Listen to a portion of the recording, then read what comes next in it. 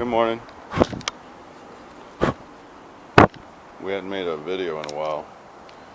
We're over here where we built this carport and the two sheds, and we poured concrete for a huge beam and let that sit 28 days, and we set these base plates and stood up 6x6 posts.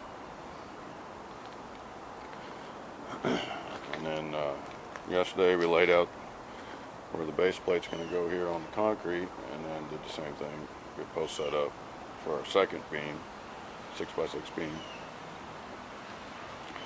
And today we got a string laid out, and we got our measurements set for where we're going to drill 1/2-inch holes for our anchors to set 3 more plates.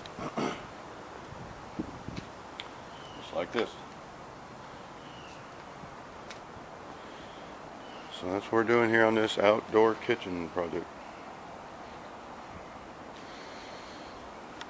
Alright, thanks for watching, and have a great day.